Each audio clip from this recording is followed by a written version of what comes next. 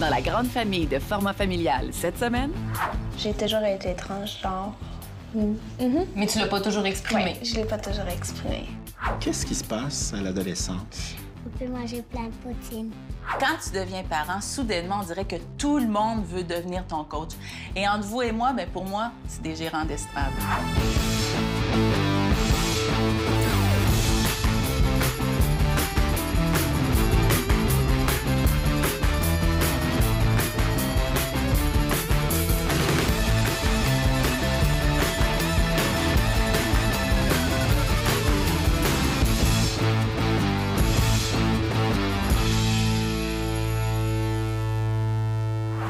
Bienvenue à Format familial. On est très heureux de vous retrouver encore une fois cette semaine. Et là, je sens qu'on va en déstabiliser quelques-uns avec le premier reportage. Oui. Donc, à la naissance, évidemment, la société nous assigne un sexe selon ce qu'on a entre les jambes, un pénis ou un vagin, gars ou fille. Mais qu'est-ce qui arrive quand l'enfant s'identifie pas à ce sexe-là? Donc, on a rencontré 2 enfants transgenres. Il y a Oli, qui a 13 ans, et Finley, qui a 5 ans. Ouais. À la naissance, on les a identifiés garçons. C'est-à-dire que c'était des garçons, ou en tout cas sur leur certificat de naissance. Exactement. Il y a un M masculin et elles ont des organes masculins. Mais elles se sentent filles et elles sont des filles jusqu'au bout des ongles. Donc, cette semaine, bien, on brise les tabous.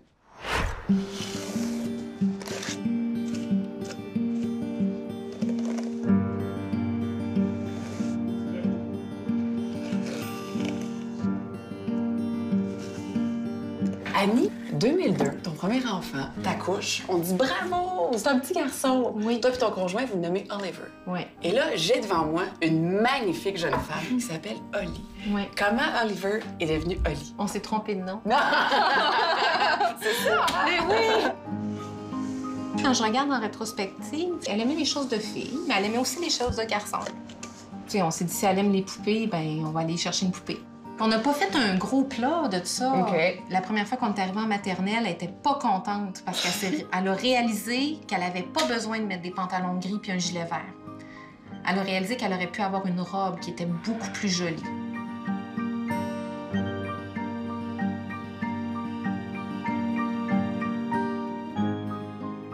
Pourquoi toi, t'as accepté de faire le reportage aujourd'hui? Puisque je trouve ça bien de faire que d'autres personnes peuvent savoir que c'est correct d'être trans et que c'est normal et c'est pas quelque chose qu'il faut pas que tu veux pas affirmer. Tu te tiens plus avec des gars ou des filles? Ton cercle d'amis? Des filles? Des filles? Est-ce que tes amis te posent des questions? Sur ce que t'étais, sur ce que t'es, sur... Non. Non? Ils ont comme appris à m'accepter. Puis c'est comme the past is in the past.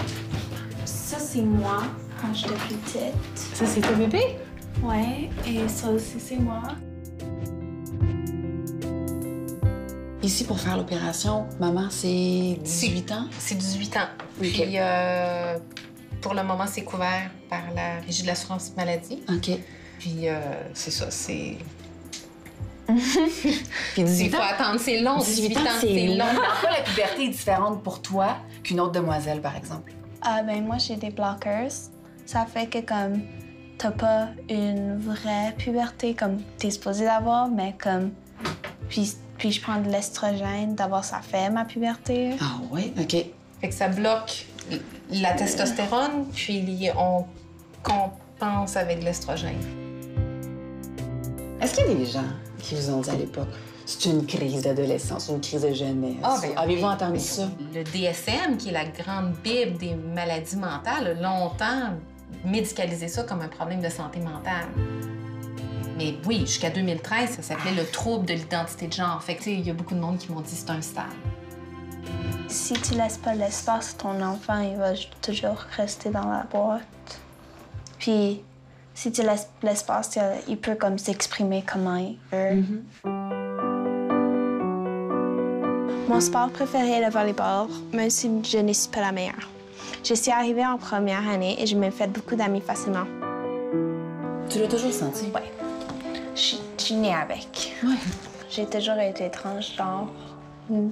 Mais tu l'as pas toujours exprimé. Oui, je l'ai pas toujours exprimé. C'est la visite! Allô, bonjour, Finlay! Allô! Bonjour, ça va bien? Je veux le cheval, je fais. Tu me donnes un cheval? Est-ce que je donne des bisous? Sylvie, t'es la maman de la belle Finlay. Les deux, Sylvie et Annie, vous vivez la même réalité. Vous êtes maman d'une fille, une belle fille qui est transgenre. Et les deux, c'est allé chercher un avis médical. Ouais. Pourquoi c'est important? C'est comme si j'avais besoin d'avoir une preuve pour que les gens arrêtent de m'achaler à la garderie, dans mon entourage. C'est pour que les gens comprennent. Parce qu'une fois que tu as une lettre, c'est difficile pour l'école de dire, ben là, c'est des caprices. Parce que souvent, c'est ce qu'on se fait dire. Superbe. Oui. Peut-être que tu vas faire des photos comme ça, comme mannequin. Peut-être. Est-ce qu'il y a un moment où tu t'es dit, c'est pas une passe, c'est transgenre? Un soir là, de semaine, plein d'amis, plein de collègues de travail qui m'ont appelé Sylvie, écoute la télé, écoute la télé. Il y a quelqu'un qui vit ce que tu vis, puis c'était Annie. J'ai tellement pleuré, mais comme de libération. À partir de là, on dirait que ça a été plus léger. Là. Je me suis dit, ben, c'est ça, puis on n'est pas tout seul. Mais... Avec tes toutous? Oui. Est-ce que vous permettez que je vous pose des questions pratico-pratiques? Qu'est-ce qu'on fait dans les vestiaires? Ben nous, au primaire, en fait, on a développé une stratégie d'aller à l'école avec le costume d'éducation physique. Ah! Fait qu'on se change pas. Oui. Un costume de bain? Qu'est-ce qu'on fait? On achète une petite jupette qu'on met par-dessus, puis une petite jupette qui se mouille, puis qui est légère, puis comme ça, ben ça règle le problème. Moi, j'ai cousu, tu sais, les semelles en gel, là, les semelles de souliers en gel, dans le fond du costume de bain. Quelle bonne idée! Puis ça... c'est parfait. Qu'est-ce qui est tabou en 2015 pour un enfant transgenre? Par exemple, mettons, dans Les Enfants, avec qui Philippe peut jouer, il y a des papas que ça dérange. Mettons que leur garçon joue avec Finlay. Si je me suis fait dire, ben oui, mais Sylvie, faudrait peut-être que tu suggères d'autres jeux que juste des robes de princesse, des Barbie. J'en suggérais, là, on en avait d'autres jeux, tu sais. À un moment donné, tu sais, avant 5 ans, là, t'es laisses aller, t'es laisses découvrir, puis c'était vers ça que Finlay allait. Je me suis longtemps fait dire comme c'est un caprice, ben c'est juste une ça va-tu passer? Oui, c'est ça. J'ai même consulté des psychologues là, il y a 2 ans et demi qui disaient que oui, ils étaient spécialisés dans les enfants, mais ils n'avaient aucune idée de ce que c'était être transgenre. Puis là, ils me disaient, je me suis fait dire, ben madame, c'est vous qui êtes trop permissive. C'est à vous de mettre les limites. Puis vous dites à votre enfant, c'est un gars, puis c'est tout. Je disais que lorsqu'un parent donne son soutien à l'enfant, il réduit de 93 le taux de suicide. Hey, faut que ce soit un soutien fort, par exemple. Pas juste comme je te tolère, là. Il faut vraiment que ce soit un soutien qui est fort, qui est engagé. Flap est fou de joie. Quel bonheur de se reposer et de déjeuner avec quelqu'un aussi gentil. Grâce à toi, j'ai compris à quel point j'avais été égoïste avec les autres. De l'eau. Tu sais, moi, comme parent, ce qui me fait c'est le jugement des autres. Oui, c'est des choses comme ça. C'est viscéral, hein? Oui, vraiment, là, ça me fait de la peine. Et plus jamais Flap le papillon n'oubliera de partager. Je vous souhaite une belle continuité, puis vous êtes bien inspirant. Vous avez 2 maudites belles photos. Vraiment. Merci beaucoup. Merci. Ah, je le pense.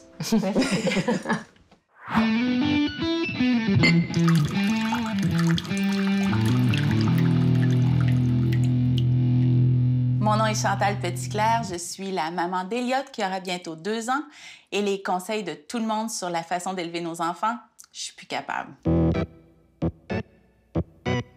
Comme athlète, j'étais toujours très bien préparée. Je voulais tout savoir, je voulais être une experte dans mon domaine. Alors, c'est sûr que comme parent, j'ai voulu faire la même chose. Je me suis informée, j'ai tout voulu savoir, j'ai tout voulu lire. Bref, je voulais être en connaissance de cause. En prenant ma retraite de la haute performance, j'étais certaine d'en avoir fini avec la pression. Ça a l'air que non. Ce que j'avais pas prévu, c'est que tout le monde aurait une opinion sur moi comme maman et sur toutes les décisions que j'allais prendre. Tu lui donnes déjà des gros morceaux, t'as pas peur qu'il s'étouffe? Tu l'allaites encore, t'es sûr? Ah, tu l'allaites plus, c'est pas bon? Ouais, mais il est plus censé boire la nuit à cet âge-là. Tu fais du cododo, t'es sûr? T'as pas peur de l'écraser? Des sushis avant 1 an, t'es sûr? Mêlez-vous donc de vos affaires. Quand on est athlète, c'est assez simple. Il y a toi, l'athlète, et ton coach. Mais quand tu deviens parent, soudainement, on dirait que tout le monde veut devenir ton coach. Et entre vous et moi, pour moi, c'est des gérants d'estrade. Et vous avez beau me donner tous les conseils, je me laisse pas intimider. J'ai 40 ans, je sais ce que je veux et je sais quelle sorte de parent je veux être. Ce qui m'achale le plus, en fait, c'est que les gens se donnent le droit de porter un jugement sur ma compétence. Le mieux, j'imagine, c'est de le prendre avec un sourire. Parce que c'est sûr que comme parent, je vais en faire des erreurs, j'en aurai des doutes et je vais me tromper. Mais dans le fond, qu'on soit athlète ou parent, c'est en se trompant qu'on apprend et qu'on devient meilleur.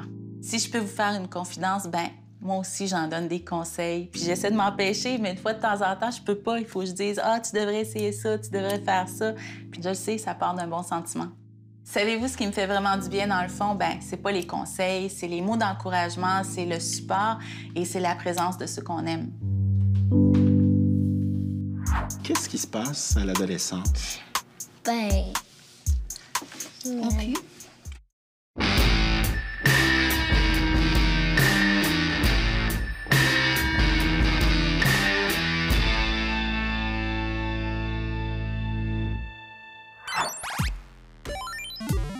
Quand on a dit qu'on allait tourner un reportage sur les enfants transgenres, on a eu droit à toutes sortes de réactions. Plein de commentaires. Et c'est là qu'on s'est dit, oh boy, on a du chemin à faire dans l'acceptation de la différence. On vous a donc préparé un top 3 à bas les stéréotypes. Ouais. Et on commence notre sensibilisation avec le numéro 1.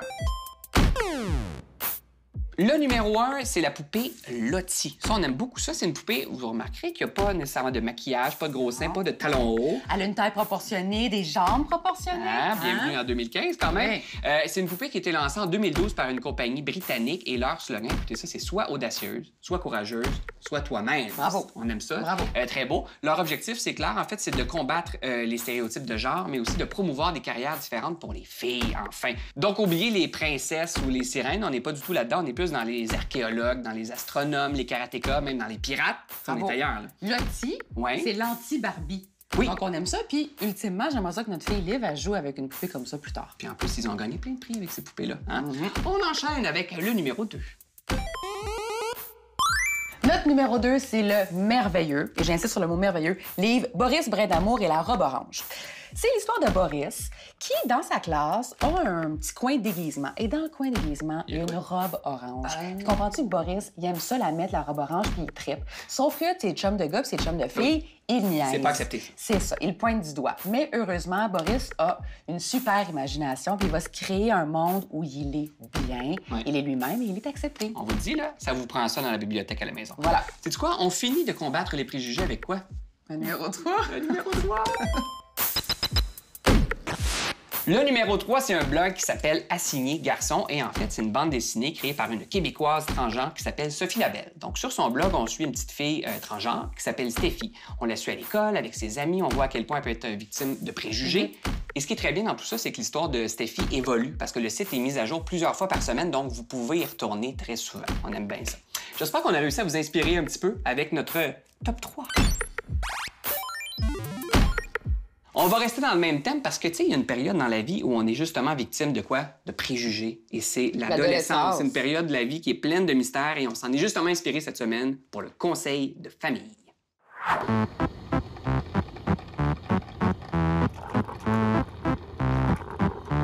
Qu'est-ce qui se passe à l'adolescence? Non plus.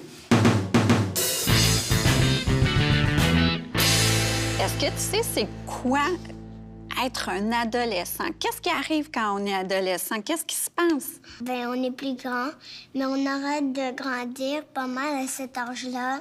Il marche comme ça. Ils ont les pattes à l'air baissées. Qu'est-ce que ça prend pour être un adolescent? Faut avoir 18 ans. 18 ans minimum ou 18 ans maximum? Maximum. Maximum 18 ans. On a pas mal des jouets plus gros. C'est pas mal des livres, des trucs, des écrans. Les filles disent, moi, je vais aller texter. Dans leur tête, est-ce que tu as remarqué qu'il se passait des choses? Oui, ils croient qu'ils sont tous seuls au monde. Sur le corps, là, qu'est-ce qui change quand tu deviens adolescent? Il y a plein de boutons sur le visage. Il n'y a pas des choses qui apparaissent sur ton corps quand tu es adolescent? Non. Si tu es un garçon, tu deviens avoir des poils. Des poils? Où? Ici, c'est où, là? En dessous des bras? Oui. OK, c'est bon. Ou d'autres? Pour les jambes. Pour les jambes. Sinon, est-ce qu'il y a d'autres changements? Non. Non? On est pareil? Oui. Ah ouais. OK, on va voir ça plus tard. Qu'est-ce qui arrive sur le corps des filles quand elles deviennent des adolescentes? Je ne sais pas. Mais aussi, tu le sais. Qu'est-ce qui se passe avec ton corps?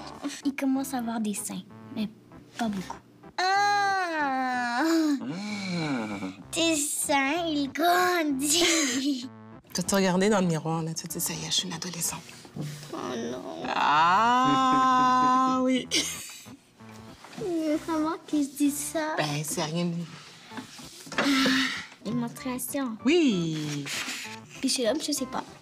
Quand on devient adolescent, les jeunes garçons, on connaît pas notre corps qui est en train de changer. Donc, il arrive des accidents, Comme quoi? C'est que des draps mouillés. Ah oui! T'as-tu hâte d'être une ado? Pas trop. Pourquoi? Je sais pas. Je préfère être un enfant. Qu'est-ce que t'aimes dans le fait d'être un enfant? T'as moins de problèmes. On commence à avoir pas mal moins envie d'être avec nos parents quand on est adolescent. Ouais. J'ai hâte de te voir ado, mais j'ai pas hâte que t'aies plus envie d'être avec moi. C'est quoi que t'as hâte pour être adolescent? Ben, je peux me coucher à l'heure que je veux. Je peux aller magasiner toute seule. Ah. Je peux m'acheter qu'est-ce que je veux. OK. On peut manger plein de poutines.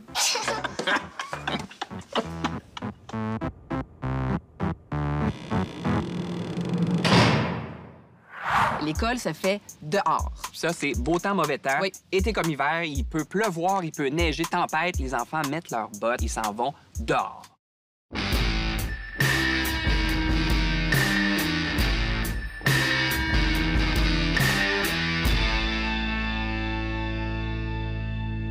On a notre économiste maison, Alexis Gagné. Alexis, on a notre machine. Ça veut dire qu'on va prendre un numéro. Prendre un numéro. C'est le numéro 10. Le numéro 10, Alexis, c'est une question de Normand Dubé de Saint-Jérôme. Il te demande, mon fils veut partir visiter de la famille en Europe pour fêter la fin de son secondaire. Comme il a un petit travail, nous lui avons dit qu'il devra en payer une partie. Cependant, il est très dépensier et nous craignons pour ses économies. Y a-t-il des moyens de l'éduquer à ça? Et tu vas aussi me répondre à moi qui est pourri avec le cash. Vas-y, je t'écoute. Oui, le voyage, d'ailleurs, c'est une super opportunité pour apprendre à votre fils d'être un petit peu moins dépensier. Donc, pour commencer, il faut essayer d'aller chercher un estimé du coût total du voyage. Donc, les coûts des billets d'avion, des restos, des endroits à rester, etc. Oui. Ensuite, il faut qu'il fasse son propre budget personnel. Ça va être quoi ses revenus, ça va être quoi ses dépenses pour les prochains mois, puis il peut penser à des opportunités de faire un petit peu plus d'argent ou d'épargner. Y a-tu des outils pour faire un budget? Parce que je sais qu'il faut faire un tableau, tout ça, mais moi, je fais ça sur un post-it. C'est tout croche, mon affaire. Y a-tu des meilleurs moyens de faire? Oui, il y a plein d'outils. Puis les outils, il y en a qui sont adaptés à un ado. On peut en mettre quelques-uns sur le site. Il y en a qui sont très simples. Tu as la colonne dépenses puis la colonne revenus. Puis normalement, ça peut prendre 5 minutes. Là. Une fois qu'on a fait le budget, qu'est-ce qu'on fait? L'idéal, c'est que l'ado, il mette l'argent de côté à chaque chèque de paye. Donc, que ça soit 50 ou 100 à chaque chèque de paye, il y a de l'argent qui sort qui va être dans un compte. Ça, c'est réglé. Puis nous, comme parents, est-ce qu'on peut participer aussi au financement du voyage? On peut-tu à côté, par exemple, ce que l'ado va mettre dans le compte? Oui, le parent peut faire exactement la même chose. Ou peut-être mettre un peu plus, un peu moins. Ça dépend du parent. Peut-être que aussi tu peux vérifier à chaque quelques mois. Tu peux lui dire, bon, moi, je veux voir si ta contribution a été faite aussi. Puis c'est une bonne opportunité de voir s'il a été très dépensier ou s'il a bien épargné. Il faut faire un petit suivi quand même. On laisse pas les choses aller de même. Là. OK. Ensuite de ça? Une autre conversation qui serait bon d'avoir avec lui, c'est parler des influences sur sa consommation. Donc, ses amis, la publicité, les aubaines, qui souvent sont pas vraiment des aubaines, c'est plus une façon de... C'est une façon déguisée de nous faire dépenser. C'est une façon déguisée de nous faire acheter des trucs qu'on n'a pas vraiment besoin. Ensuite, un autre truc important, c'est de comprendre la notion de réel besoin. Donc, avant d'acheter quelque chose, surtout des achats majeurs de plus que 50-100 $, il devrait penser, bon, est-ce que ça, je vais l'utiliser? Est-ce que je vais l'utiliser encore dans 6 mois? Puis, idéalement, attendre au moins 24 heures avant de peser sur le bouton achat pour qu'il pense, qu'il fasse des comparaisons de prix. Fait que genre pas 5 minutes comme moi je fais quand je veux acheter des trucs en ligne sur Internet. 5 minutes, c'est fait. 5 minutes, c'est correct si tu achètes quelque chose de régulier là, puis pas cher, mais un gros achat, t'attends 24 heures. Merci beaucoup, Alexis. Tu as aidé beaucoup l'ado de Normand, mais tu m'as aidé beaucoup et tu as aidé tous les parents qui, comme moi, sont pourris avec le cash. Merci beaucoup d'être là, Alexis. Vous savez que des conseils comme celui-là, il en reste des tonnes d'ici la fin de la saison. Il suffit de nous écrire via la page Facebook, mais aussi sur la page de Format familial. Et là, l'émission d'aujourd'hui est presque terminée. Il reste juste assez de temps pour un format autour du monde.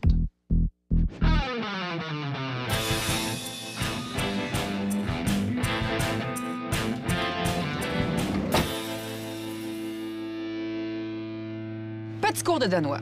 Saviez-vous ce que ça veut dire underskål?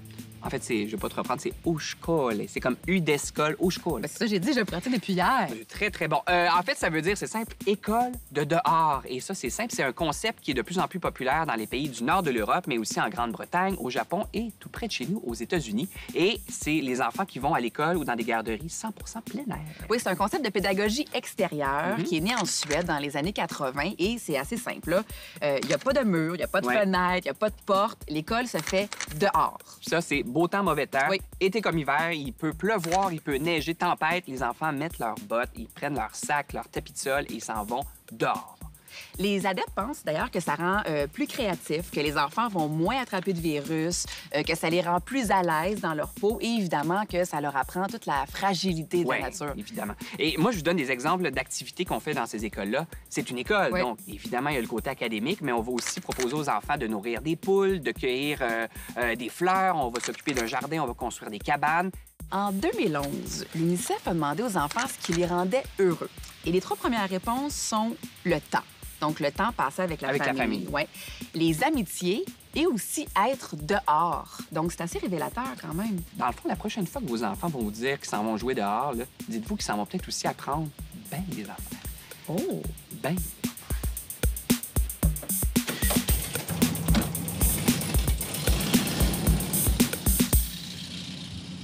Ça passe toujours tellement vite, 30 minutes de format familial, mais inquiétez-vous pas, tous les épisodes sont en ligne sur le site web de l'émission. Des heures de plaisir et surtout, on ne se le cachera pas, ça va vous permettre de patienter jusqu'au prochain épisode qui aura lieu la semaine prochaine et dans lequel il y aura entre autres ceci.